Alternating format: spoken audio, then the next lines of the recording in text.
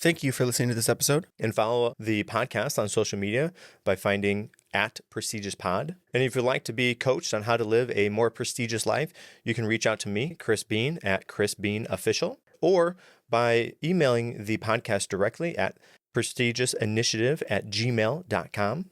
Lastly, sign up for our newsletter either through social media or on our website. This is the Prestigious Initiative. Welcome. I'm Chris Beane.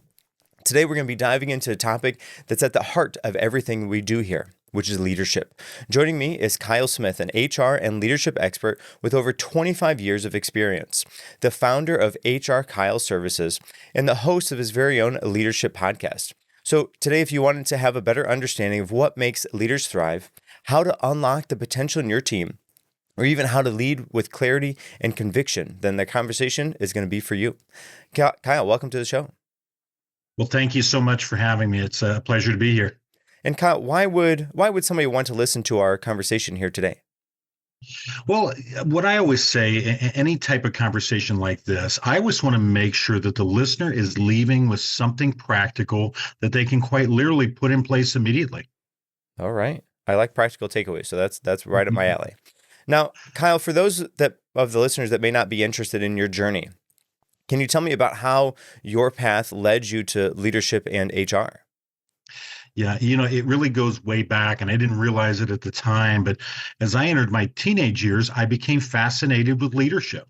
So I started reading all of these different stories about well-known leaders throughout history, as well as those in industry, Henry Ford, and people such as that. And that really sparked the interest. Got involved in more sports leadership. So Vince Lombardi became an interest of mine.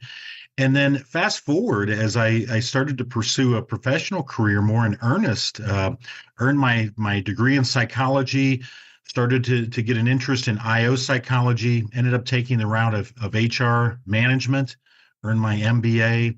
And then I found as I got into HR more and more, I was just drawn to this concept of leadership and the impact that they can have, either positively or negatively, not only on organizations, but on teams and quite frankly, on individuals. And that's carried me forth right up until the moment that we're talking right now. I still have a very strong interest in leaders and who they are and what makes them effective. All right. So I got to ask, because you mentioned books, what is your top or most recommended leadership book?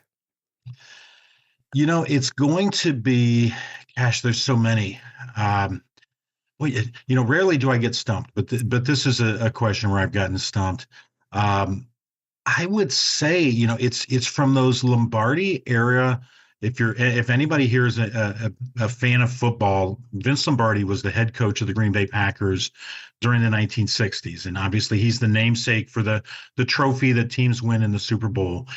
And I think you'd be well served reading some of the stories about him relative to leadership. So I don't know if one particular book comes to mind, but certainly reading his story, understanding it from the perspective of his players and those that were around him, I would highly recommend that. All right. Now, leadership is going to be like the main topic that we're going to be going over today. And I think because of that, it's going to be important to define what you mean or what we're talking about as we're talking about leadership. So how do you how do you define what leadership is? What does that look like for you? Yeah, to me, it's not about a title, and I know that's a cliche. We hear that a lot, but I truly mean that. To me, a leader is someone that others are drawn to in their quest to achieve a goal or a certain outcome. So again, it's not title based. We've all worked with leaders who maybe weren't the boss, but they were the one that we knew we should attach ourselves to in order to reach certain goals and certain outcomes. And okay, so you talked about the impact of leadership.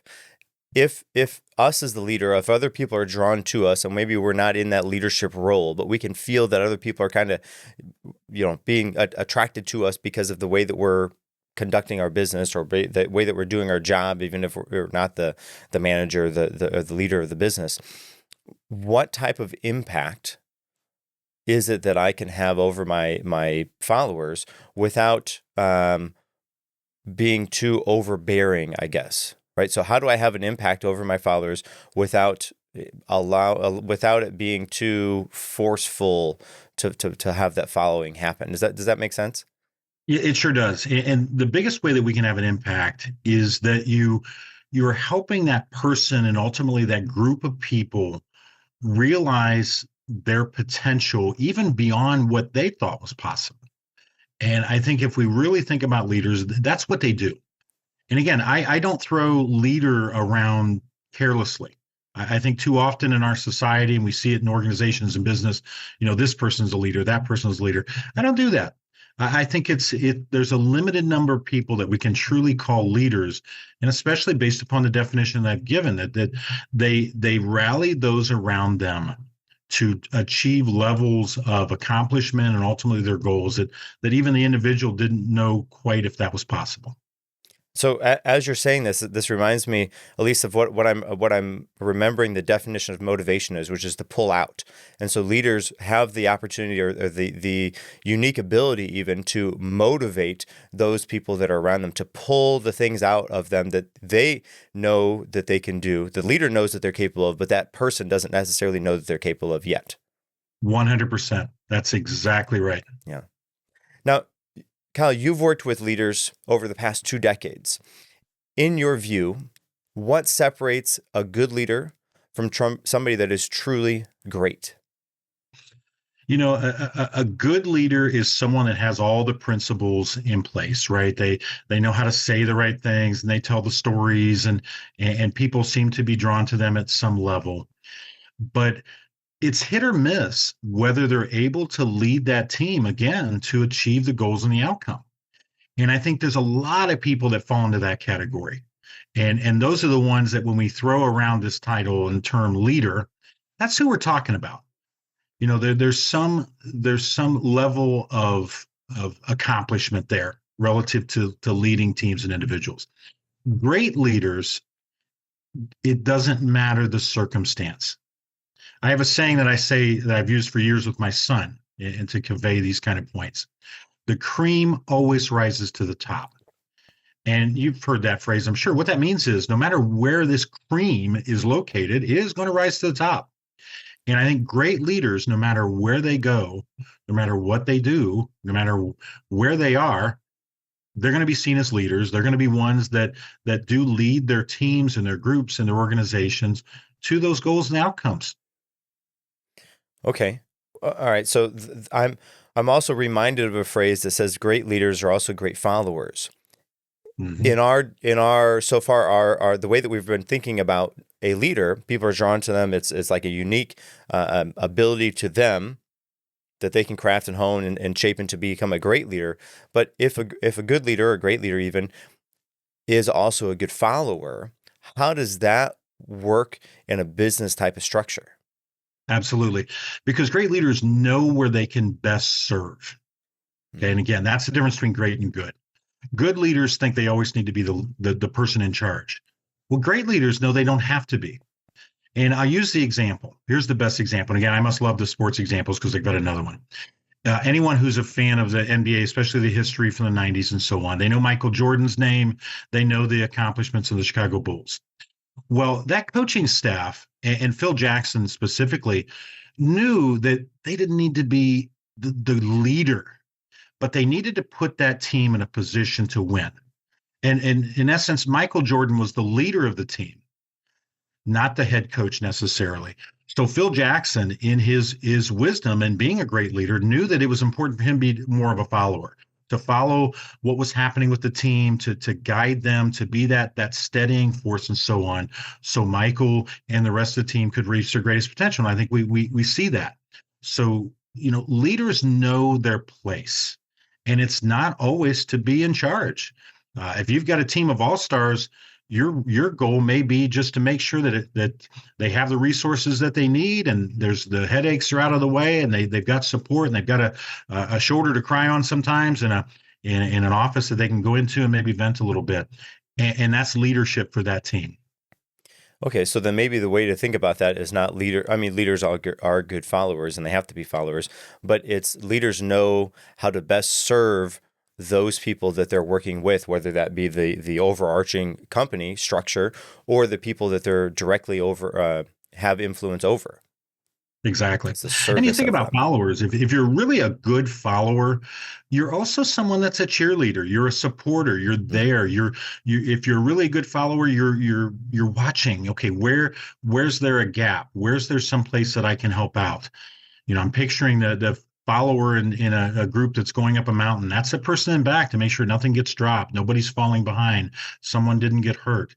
That person, without them there, that group doesn't reach the top of the mountain. Right. Yes. Okay. So then, okay. So that's a good. As we're climbing the mountain, I'm gonna pull into this analogy. As we're climbing the mountain, the leader doesn't necessarily have to be that person that's out in front. They could be in the middle, they could be in the back, they could be in front, and maybe they choose to do all of those things all at one, not all at one time, but over the course of climbing the mountain. But what they do is, as they're in each of those places, they're empowering their team, teaching their team, leading their team to be able to take that position. And ideally, if a leader is really good, what they do is perhaps they start at the top, at the front, Yeah. leading the pack, then they move back to the middle. They're making sure that everybody in front of them is doing their job. They're making sure everybody in back of them is doing their job. But when they left the front, they empowered somebody else to take that position. Then they're in the middle for a little bit. Then they go to the back, and as they go to the back, they get to watch the entire team. And what they're doing is they're continually working themselves out of that positions. They're empowering the rest of their team to have a leadership role of some sort, and then Yep. the whole team is going to be able to reach the mountain or whatever the success opportunity is for them, because they empower their team to be able to do those things. Exactly. And we see this in the real world, and we see it in the animal kingdom as well. When you hear about true mountain climbing, one of the key leaders in any sort of a mountain climbing expedition is the Sherpa. And what you've just described is exactly the role of the Sherpa fills. Initially, they may be out in front because they know the first steps. Then, as they see the group gaining momentum, they fill in where they are. And we also see it in the animal world. The way groups, packs of animals, say wolves, for example, when they travel, a lot of times the leader's in the back because the leader's the strongest wolf. And you think, well, why is that? Because in front of the leader is the weakest of the pack.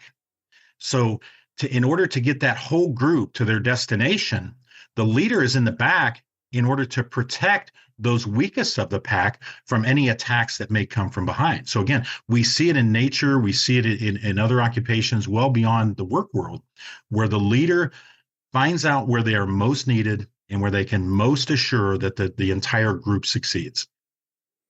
That is very interesting that it happens in nature, in wildlife, and then we're just kind of mimicking what nature has already laid out for us. Well, exactly. We know, how many centuries has that worked, right? How many, Mm. how many millennia Yeah. has that worked? Okay, so let's zoom in a little bit. How Yeah. can leaders unlock the potential of their teams in a practical way? And even daily. So we've talked about some kind of concepts of how leaders do things and what a leader really is, but practically on a daily basis, how can they unlock some potential for their team? Well, the first thing, and I've spoken about this for years now, and it's a concept that goes back to the 80s, so it's not something I invented, but we had a concept back then called management by walking around. And a big part of that was just being physically present. And how many employees have I spoken to over the years where they say, my boss has no idea what I do? Huge frustration. The other one that I hear so often, and it sounds so basic, but it's so true. My boss doesn't really talk to me, doesn't say good morning, doesn't say good afternoon, doesn't say, hey, I'm stepping out for a little bit for lunch. You need anything? They don't do that. So one of the biggest things that a boss can do, especially if they want to become a leader, is understand what your group does, understand the talents that you have in your group, and not at the annual performance review, or not based upon what they've submitted to you to review. Get out there and sit at their desk and watch their work. Listen to them if they're on the phone. Watch them how they conduct themselves, and look for those areas where you can provide support and scaffolding and guidance and direction and mentorship, and maybe even to ease some of the frustrations. So get out there and find out what they really do. And I've found this to be so true. Even in my world, whenever I wanted to rewrite a job description, I didn't go to the supervisor. I went to the person doing the work, because the supervisor didn't know. And so many times we get that job description from the employee that we've rewritten and so on. We give it to super, like, wow, anywhere from 20 to 50% of the things on that job description, the supervisor had no idea that person was even doing. So one of the biggest things, and again, we talked at the beginning about practical things you can do. This is something. Get out of your office, get away from your desk, and spend some time with your employees as they work and let them know that you're doing that so you understand what they do. And not so you can replace them or anything like that, but so you can make them more successful and understand how good they are at their jobs. And if I can, I'm going to add a piece of that I think will help to set their intentions correctly as they're doing that. When they're going out and they're walking and they're interacting with their people, look for ways to congratulate or to praise the team, because 100%. then if they're looking for those, they're going to find those things. They're not out there being the boss and all mighty mighty, because they're going to strike down lightning like Zeus or something. They're there to actually help them. But if they're watching and they're coming at it from a lens of, I want to be able to praise my team, then they're going to be looking for those things. They're going to find those things. The whole atmosphere, the whole dynamic of that situation is going to change. It's an extraordinary, because I've seen that phenomenon and it's fascinating. And you think what I'm about to say is going to seem so obvious, but I'm amazed how many supervisors don't realize it. When you praise behavior, it's uncanny how this happens, but it's so predictable. When you praise an employee's behavior, you know what they do? They continue doing that behavior. It's fascinating. So the best way to get your employees to do the things that you really want them to do and that they should be doing and that'll make them successful is praise those behaviors. And what we call it in my world, you've heard the terms positive and negative feedback. I hate those terms because they don't need those labels. They don't need to be labeled positive, negative, bad, good, whatever. We call that confirming feedback, because it's saying, hey, what you're doing is exactly what I want you to do, and you're really doing it well. And then we call it correcting feedback. So again, it's not negative. There's nothing negative about it. It's called correcting, because I've never met an employee yet, and I feel confident about this. I've never met an employee yet that said, I want to do the job wrong. I don't want to do this job right. And what that means is, if they're doing something wrong, they want to know about it. They want an opportunity to correct it. And then when they correct it, to your point, they want someone to come back around and say, hey, that is great. Thank you. That's exactly what we talked about. That's exactly how this should be done. And it's amazing, as you said, how the energy changes, because then it's like, wow, they really do notice my work. They do notice the effort that I'm putting in. Because one of the things I speak about in leadership, I've got a talk that I call the 95% rule.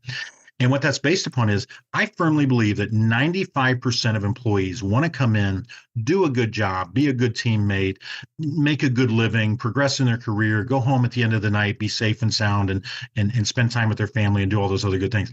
I firmly believe that. I think the bad employees, those are only a small percentage. Most employees want to do their best. And by God, if they're doing something wrong or incorrect or whatever it is, we owe it to them as leaders to say, no, let me help you out here. I want you to do it this way. But approach it from that perspective of knowing they don't want to intentionally do something wrong. They want to do it right. So let's help them do that. And let's approach it from the standpoint that they want to do things right. Well, and I think that what that does too is that doubles down on your expectations as a leader. And as a leader, I think you should be continually inspecting what you're expecting. And if you if you can do that, then your team knows, okay, these are the things my leader wants me to do. Great, I'll do those things. These things must not be that important. Maybe I have a conversation about them. Maybe I find out how important are these versus those. Well, okay, then you have that conversation, or the leader is the one that is able to do that and maybe redefine what the role looks like for that person, so that they can have better clarity on that. Well, I want to commend you and thank you, because unknowingly you set me up for another talk that I give, and it's called Managing Day-to-Day Performance, and it's exactly that. And I love how you said it.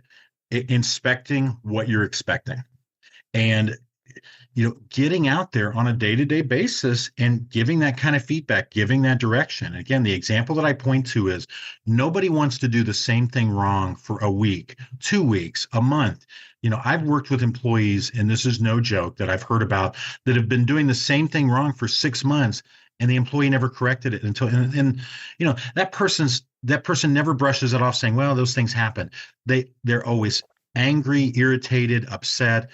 So to your point, inspect what you're expecting and be out there every day giving that feedback. And again, it's not lording over the person, because I don't know too many people that would say, gosh, my boss gave me too many compliments today. My boss gave me too much positive feedback today. I just rather that wouldn't happen.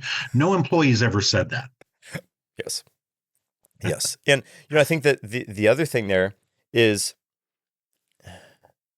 okay, so as you're going out, you're having these conversations with your team. They understand what you are asking them to do. They're able to do those things. But sometimes, if you can't have those tough conversations when they're easy, you put those tough conversations off, and you're like, okay, well, maybe they'll get the hint, they'll figure it out. Listen, they're not going to figure it out on their own. And if you don't have that easy tough conversation, you're going to have a really tough conversation later on, and that is a challenge that I've interacted with people on before. Oh my gosh, you're spot on. And I swear you must have been over my shoulder last night, because I was reading last night, and that was something I read about. And I've talked about that for years in HR because it's important to us. I talk to supervisors about that. Address the things when they're small, because they're easy then. The person's made the mistake once. That's an easy conversation. But if they've done that same thing over and over again, it's become a habit. I mean, just like anything else in life, if we do them over and over again enough, it becomes our norm, it becomes our habit. And then it's a much more difficult conversation. It rarely goes to the point of not feeling somewhat adversarial or negative or whatever. But to your point, yeah, catch it the first time and say, hey, I noticed that you did this. Well, maybe that's on me. And I would say that, maybe that's on me as your supervisor. Maybe I didn't explain it. Do you mind if we go over it real quick? That's such an easy conversation. The person appreciates it. You take the blame on yourself because probably maybe you didn't explain it thoroughly enough. I always think, as a supervisor, if someone's doing something wrong, ultimately that's on us. Somewhere we didn't get the message across. Yes. Okay. So we're talking about mistakes kind of here a little bit. Yeah. With leadership, what do you think are the most common mistakes that are made? And then how can you ward those off to prevent those from happening? The most common mistake I see leaders make is taking things personal. Really, okay, that person made a mistake. They did it on purpose, or that's going to hurt me, or that's a whatever. It's not personal. I find very few people in the workplace do something to cause someone else harm purposely, or to make their supervisor look bad, or to do. I just don't find that to be true. But I find supervisors, when things don't go well or something happens and they automatically take it personal. And I think what that relates to is we let emotion creep in to a lot of situations. They really don't. They don't need to. In those situations where something happens, emotion really doesn't have any positive impact. It just doesn't. You get mad at the employee. That's not going to make it not happen again. That's going to make them afraid to make a mistake. It's going to make them afraid to think outside the box. It's going to make them afraid to take initiative. What it also demonstrates, and I talk to supervisors about this a lot, when I have a supervisor that loses their cool, the message that says to me is they're not able to handle the situation they're in. Because if they could, there'd be nothing to get upset about. Hey, I've seen this before. I know what to do. But if it's a situation they're not comfortable in, they don't have the confidence, I find their first reaction is often to get upset, to get mad, to have those emotions click in, because it's a defense mechanism that's saying, I don't know what to do here, so I'm going to get mad. It's like they run out of coping measures. When you run out of coping measures, you rely on whatever's left, and sometimes that's yelling at people. Yeah, exactly. Yeah. And it's unfortunate because, again, what a leader ultimately does is they undermine their abilities. Because I use a lot of these funny things, but it's true. I've never seen someone say, God, that guy loses his cool a lot. I want to work for him.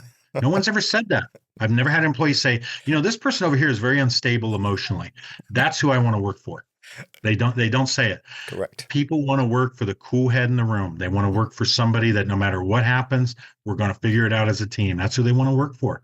And generally, and again, not to sugarcoat this, but most people want to work for a boss that's pretty emotionally solid, but also has some good times, has some fun. I do another talk on the qualities of an effective leader. And research tells us that we want leaders that we can go to with questions, and we can go to with mistakes, and we can figure things out. They're going to have a positive attitude generally. They're going to be upbeat. They want to have a little bit of fun. That's what we're drawn to. We're not drawn to leaders, and I hate to even use that term there, who are emotionally unstable, that fly off the handle with everything that goes wrong. They're constantly nervous. They're constantly on edge. no one wants to work for that. We're not drawn to that. That's a boss. Hmm. And I guess in somewhere along the line, somebody probably told them that they're passionate about whatever it is, and so they led into that got them into that leadership position. But their passion overruled their service to their employees and their team. Exactly. And to go back, because I've heard people say, well, hey, you mentioned Vince Lombardi, and I've seen this video where he's losing his cool. But that's not knowing the whole story. And that's what fascinated with me with his leadership style is that, and again, it's not like mine. I wouldn't lead like that. But it worked for him well in where he was. Obviously, he was extremely successful. The other thing he was extremely loved by his players because they knew where he was coming from. They knew that ultimately, however he was reacting, whatever he was doing, he wanted the best for them. He saw something in them that he was trying to draw out. And in those kind of circles, and competitive sports at that level, it does require more of a driving force because they are, these are people that are physically gifted in what they do. So it required that. But again, it all comes back to that message. His team knew that they were cared about and ultimately that they were loved, and they loved him because he wanted the best for them. So then he cultivated that environment within his team. Yes. So the leaders, it's amazing how that spreads, isn't it? Yeah. Well, so the leaders really are like, they maybe don't know that they're doing this, but really they are dictating that, let's say, workplace environment that they're in. They're building that ecosystem. That's incredible. So if the leader understands that they are in control of that, and it's not necessarily going the way that they want it to go, or they want to rein it in and like foster it in such a way that builds whatever the outcome is, what are some things that they could do to help to change that workplace environment? Well, I think they've got to speak up and they need to say what it is they're seeing. They need to take ownership of what it is. And that's what I spoke to earlier. When we've got the new employee and they're making a mistake and we get onto it early, first thing I do, and I think this is a concept of great leadership, is I take ownership of it. I must not have trained you well enough. And in this example, you get in front of your team and you see it going in a direction you don't like. I think one of the first things you can say is, team, I've failed you a little bit here because we're going in a direction, and from what I'm saying, that I don't like. And as I've looked at myself and how I do things and what I do, I think part of this is a reflection of me and who I am. And I don't want us to be that way. I don't want me to be that way. And I don't want it to have the influence over you that it does, because I've seen it. I've seen it so many times. Organizations assume the personality of their leaders. It's uncanny. I've seen it not just in their styles of interaction and so on, but sometimes I'll see it in style of dress, haircut, the whole image. It's fascinating to see it. And I talk to leaders about that. Sometimes they don't appreciate the impact they have over the individuals around them on these very granular details.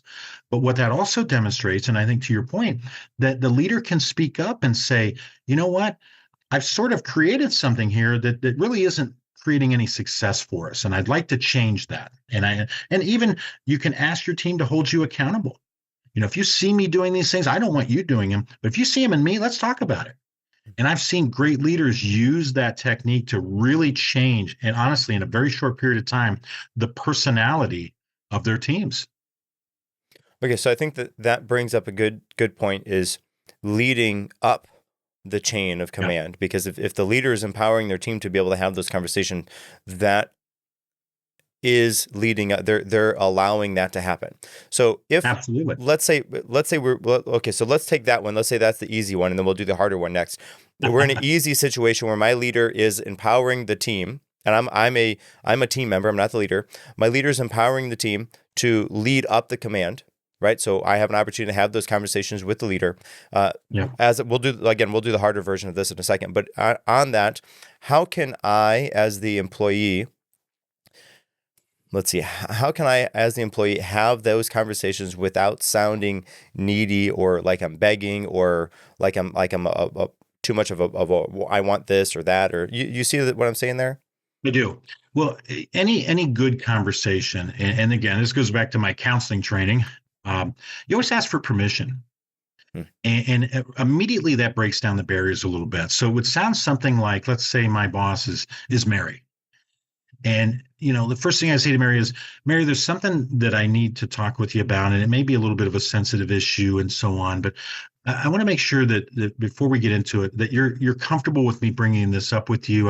I'm bringing it up for the best of all of us. And you're getting that permission and again, it's very non-threatening versus saying, boy, you sure are a hypocrite. You tell us this and this is what you do. Again, that's adversarial. But if you approach it from the question, and I think the other part is curiosity. So it's question and it's curiosity about it and trying to understand. I've in my role, and I've always reported to, since I've been in senior leadership, I've always reported to the top person in the company. And I've had to have those conversations. I'm seeing this. I hear, do you mind if we talk for a little bit? I'm seeing something here that I think is important for us to talk about because I think it's important to the organization.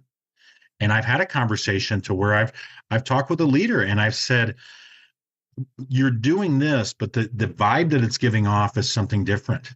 And I'm thinking of a specific example. This gentleman owned part of the company, and he was the son-in-law of the other owner. So I mean, there was a strong family, and I had to be able to sit in that discussion and let him know that when people see him lose his cool on the floor, that has a very detrimental effect on the entire team. And it doesn't just, he was the type that could lose his cool and then 5 minutes later he was fine. Well, the team didn't react that way. He would lose his cool, and that would just resonate throughout the organization. People would talk about it. The whole mood would be different the entire day, potentially even leading up to the next day. And he would be beyond it. He didn't understand the effect. So we had to have a conversation and say, I know you're able to bounce back from these, and this is part of who you are, et cetera, et cetera. But I need you to realize that when you do this, there's a lot of residual effect it has on this. And it's not just the people that were around, because the people that were, firsthand witnesses shared it with everybody else. So then, it just really had it really would have a profound effect on the organization. But in my role, I had to have those conversations. And again, to your point, appealing to the person's, decency, taking some ownership to say, I've noticed this, I want to help, being curious about it. That makes it so much less threatening. And again, like I say, starting it off with asking for permission. Well, actually, I think the way that you answer that actually covers both if the leader allows for those conversations to happen, or if the leader doesn't necessarily explicitly say that they allow those situations to happen. I think all leaders should and probably do on some level, but they don't necessarily say it. I think that the way that you answer that actually covers the range of both of those. Yeah. Well, and I'm not going to be, a Pollyanna here. I've had situations where I've had that conversation and it hasn't been well received. Sure. And again, because I don't want to portray, oh boy, this guy's the leader whisperer. There have been situations where I couldn't get through to a boss on these things. They may have given me some indication, but ultimately they didn't like what they were hearing. And, that puts me in a bad situation. I've always said I have to be in alignment with other leaders in the organization philosophically. And if I'm not, it makes my role very difficult as head of HR. Okay, so that brings up a good point. Let's say you have that conversation with somebody that's the higher up, that's the boss, either as your boss or the boss, and they either they have that negative reaction to it, or they shrug it off as not important, or it doesn't align with whatever it is, but there's no action that comes out of that. What are the next steps for you? Maybe you're the middle manager, or you're a higher up even manager. Yeah. Well, you've got to take it to the next level. You owe it, because here's the other thing. There's something called a burden of leadership. And when you're put in these leadership positions in these organizations, you have a responsibility not only to your own team, but you've got a responsibility to the entire organization. And if there's anything that is a threat to the organization's success, its health, and so on, you in that role have a responsibility to take that and make sure that it gets the attention that it deserves, and you exhaust it. And I don't know, it depends on the organization, how high you've got to go up or where you've got to go with it or how many different people, but you have a responsibility in your role to make sure that it's well known this is happening and that it needs to be corrected because it's damaging the organization. So the worst thing you can do, and what I would discourage you from ever doing, is not saying anything. Because what we also begin to creep into, if we're not careful, is into legal issues. Now, right now we're talking ethical, but if that bad behavior creates a situation where it's a hostile work environment and so on, and you knew about it as another supervisor, well, you've got some liability there because you should have spoken up. You should have taken it to HR or the president of the company and so on. So again, there's where not only individuals get in trouble, but organizations get in trouble. So, you and I are sitting here talking very theoretically and so on with some of these situations, and we know these things occur, but we need to be careful that we're not naive enough to think that these can blow up into situations that cause legal issues for the organization if they're not addressed. Well, I think as you are bringing these things up to the higher ups, you got to have confidence as you do so. And yes, I think that's something else, another quality that leaders, I think all leaders should have, is confidence. So, yeah. Okay. So how, if a leader is in that leadership role, but they have a little bit of that imposter syndrome going on, they need to build or foster confidence for themselves. How can they best do that? Yeah. It's just like anything in life. You look for small wins. You try to build your confidence up on smaller situations, small things that you're doing. And, I've seen it in some of the basic things.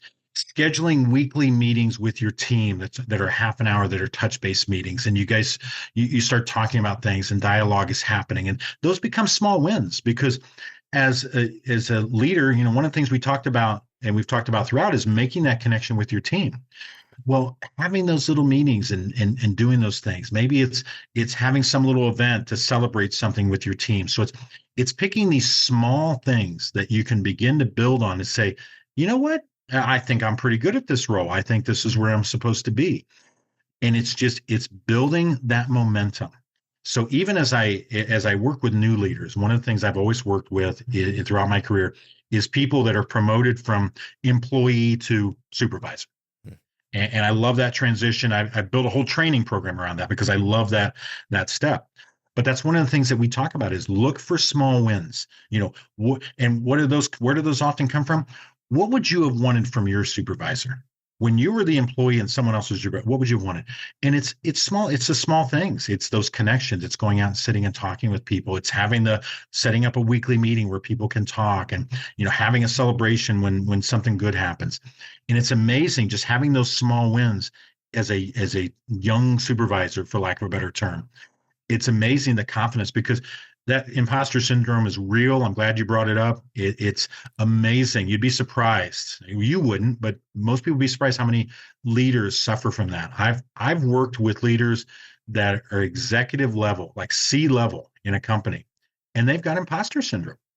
Their teams don't know it. The organization doesn't know it, but they're comfortable to sit in a room with me and say, you know what? I'm not sure if I'm good at this. I don't know. Sometimes I wonder why they picked me for this role. Okay, so I got two kind of follow-up questions, both directly connected there. So if you're that employee that moves to the manager type role, the leadership type role, yeah, I've heard in the past that if they're new to the leadership, they say, you know what, hey guys, I'm new to this. I haven't been a leader before. I haven't been a manager before, but I'm learning, and I'm happy to learn alongside you. Like having that type of dialogue with the team. Do you think that is beneficial, or do you think that undermines their ability to even lead at all? I'm going to give you a very firm answer on this. It depends. It depends on the team. And I'm going to use myself as an example.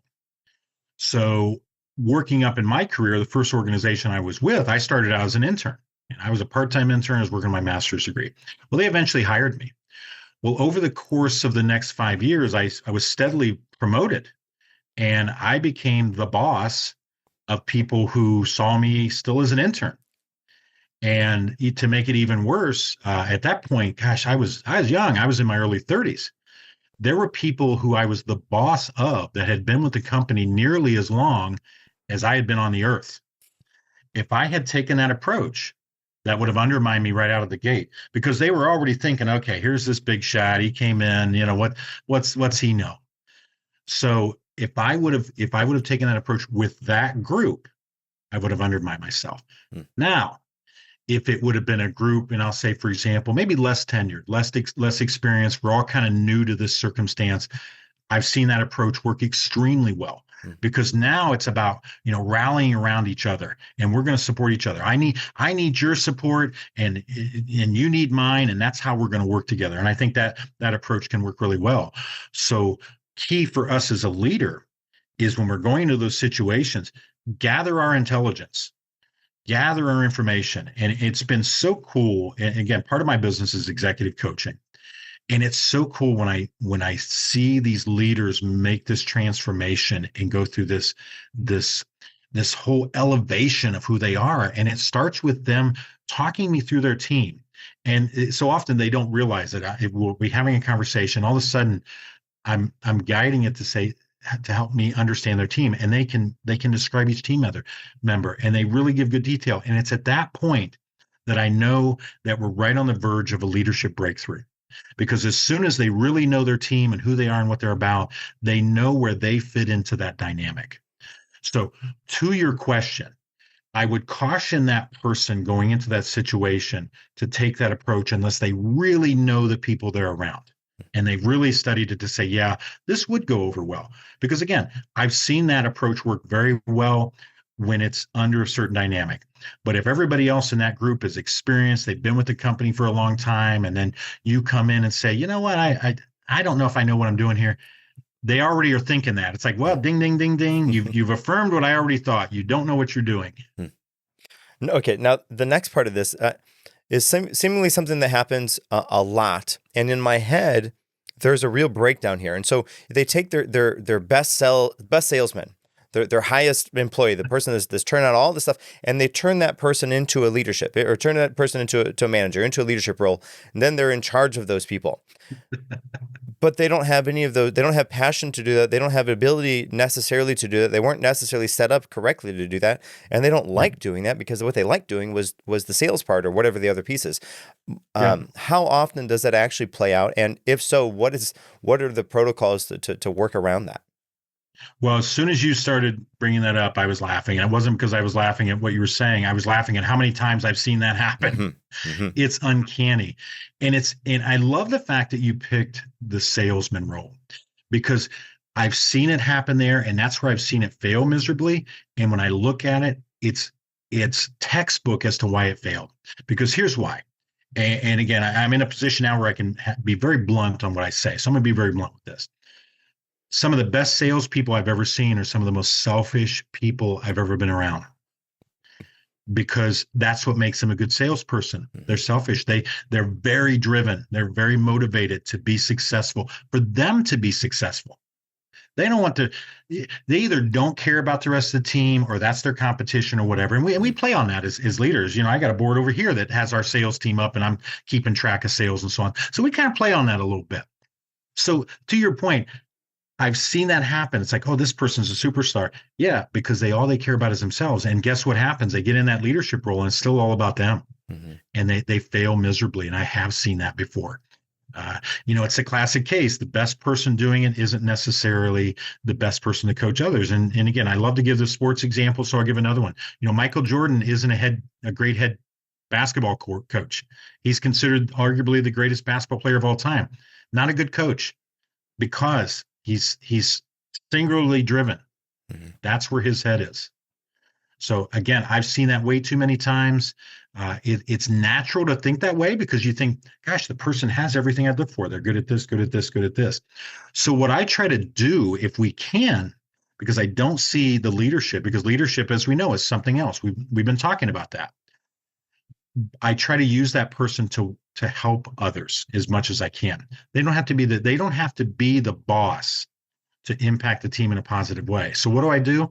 I attach people who are maybe lower performers, or that I need to get up to speed, or are new to the team, to that person in some way, so they can learn what that person does to be successful. And that's how they can help the team. And good leaders realize that too.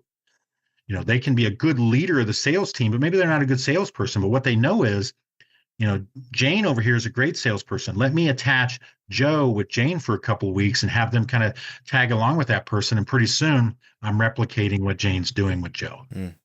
And so not necessarily putting them into a leadership role, but sort of a mentorship role. And Bingo. then, okay, so like I'm trying to play this out in my head. You do that mentorship role, you cycle that through for a little while, and then perhaps you have that conversation with Jane. She's the top salesperson. Hey, you know what? You've been doing so good sales. Now I've have you do the mentorship. You've been training all these people they're doing so good. Would you like to step into a leadership role, or do you want to stay in that mentorship role? Oh, exactly. That's exactly what we do. Because what that mentoring role has done has given us a little bit of a test drive to see how would they be as a boss. Mm-hmm. And again, be sure that you're looking for the boss criteria that we talked about. Is that person concerned with that other person's success? Are they willingly sharing information? Are they seeming to want to see that person be successful and follow in their footsteps? All the things that we look for in a boss. Are they able to bring those out? Or are they seeming to do this? I've seen plenty of top performers. The first thing they do is they're protecting information. Mm-hmm. And I've seen them sabotage the other person, kind of send them on a wild goose chase. Go see this person, go do that. But again, they've just told us who they are. They're not going to be a leader because that's not what we look for in leaders. Mm-hmm. But at a minimum, the beauty of that situation so often is the best salespeople have big egos. They do. Love it. That's who I want in that role. I don't want a small ego. I don't want somebody that questions themselves. If we present that right and exactly as you presented it, that feeds their ego. They're more than happy to help that other person because they're being set up as, Jane, you are so good at this job. Yeah, I'm not as good as you. There's no way I could train this new person over here as good as you could. You're so much better at it. Would you mind if they tag along with you a little bit and try to pick up on some things from you? Jane more than likely is going to say yes, absolutely. And again, there's our test run to see if Jane can be a supervisor. But at a minimum, we've got a new person being trained by the best salesperson in the company, and that can only mean good things. Mm-hmm. Yeah. Okay. Now I want to step beyond the realm of work just for a little bit here, because I think that, and you can correct me if I'm wrong, but I think that there's a unique connection between the work life and the home life, and not necessarily in work-life balance, because that's something different. Yeah. But I'm thinking like whether you're the owner of the business or you're in a top leadership role, if your home life is not going such a great way, if you're going through a divorce or whatever the outside circumstances are that are beyond your control, if that is not in line or has a good flow going on, how much, if at all, does that affect the work life? And if so, what can we do as the higher ups to manage that situation? Well, man, you don't realize, but you've set me up again. So next week, I'm doing one of my talks, and that is how supervisors can support employee mental health. And it's exactly that. And again, we have to be careful with mental health, because the kind of mental health that I'm talking about is not a crisis, where the person needs to receive more intensive care. But it is those kind of life experiences. And we know for a fact that divorce, loss of a loved one, but even good things, buying a home, moving, all those things, they are life events that absolutely have a direct correlation to performance in the workplace. Because to your point, we learned a long time ago, we can't separate it. The employee doesn't walk through that door, close it, and then the world's left behind. The world comes with them into the workplace. Now, I have seen a lot of employees use the workplace as a buffer from what's happening outside the world. And I love that. I commend them for being able to do that. But as supervisors, that's, again, why we need to be out there and talking with our employees and finding out what's going on. And the biggest thing is part of that presentation that I talked to my supervisors about, and I'll talk about next week, is look for changes. And it's changes to schedules and involvement and attitude. That's where we initially see that, to your point, those outside things are creeping in. The employee used to get, and again, what you notice with employees is people love habits. You go to a place, you could spend a week going to the same employer every week. Everybody pretty much park in the same parking spot. They'd get there at the same time. They'd have their usual routine. Employees love routines. So as supervisors, if we begin to see changes in routine, that tells us something's happening outside the workforce, and that's our opportunity to intervene. Because again, to where we started, it absolutely has an effect. And think about us. If we've got something happening that's in our mind, it's always drawing us away from our attention. It's continually drawing us away. So supervisors, again, just from a decency standpoint, we should be concerned about the well-being of our employees, but certainly from a productivity standpoint. And again, you look for those changes. You look for changes in the habits. They're getting here later. Maybe they're missing more days. Maybe they're staying longer at work. I've seen that happen too. Why? Because work is a safe place. If they leave there, they've got to go home to whatever it is they got to deal with. So again, great connection. Okay, so thinking of changes,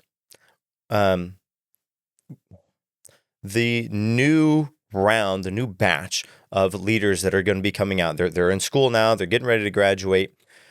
They're going to be moving into the workforce that is already there, established, and there is let's say maybe a disconnect, let's say, between the people that have been working and the mindset that those people have versus the new young kids that are coming up. Yeah.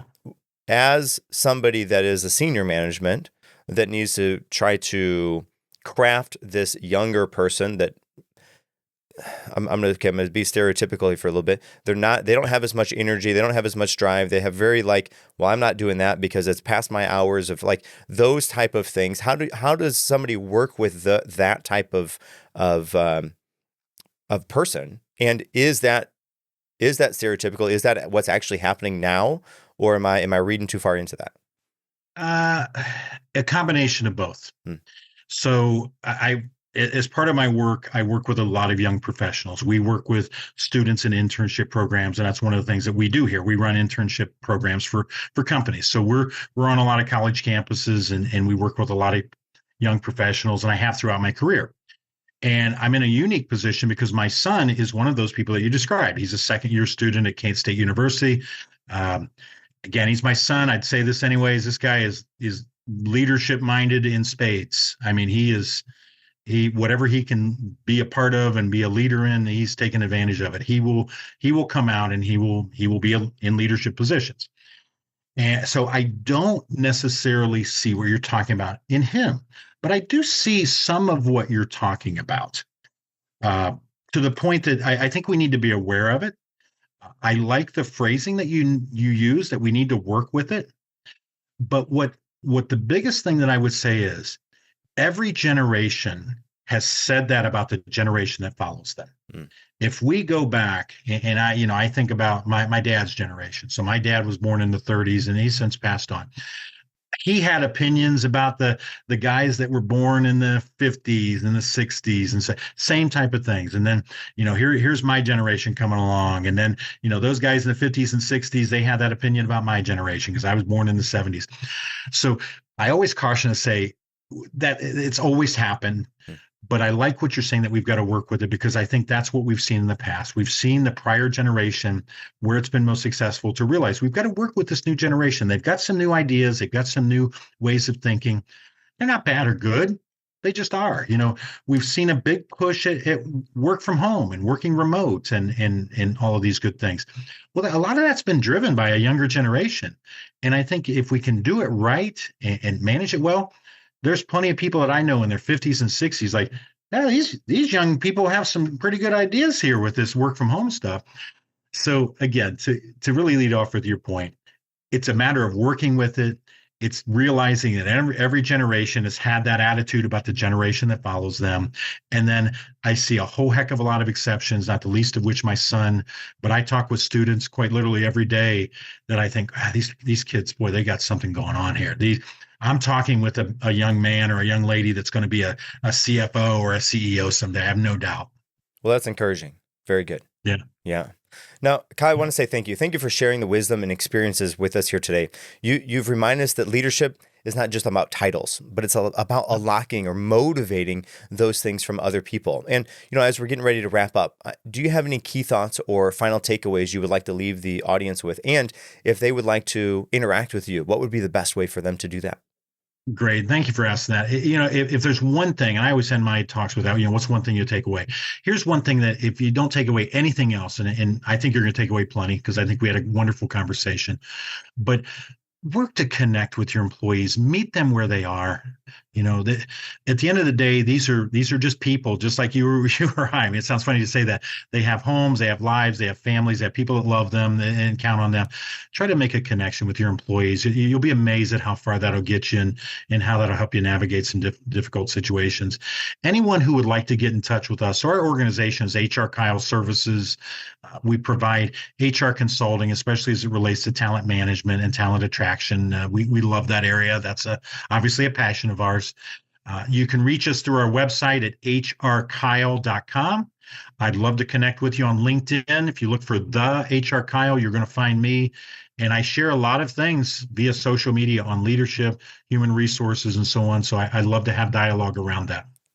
Very good. Well, thank you for that. And listeners, reflect this week on how you're showing up as a leader in your work and in your home life. Because when you lead better, everyone around you rises. Until next time, I'm Chris Beane, and this is the Prestigious Initiative. Go live your legacy.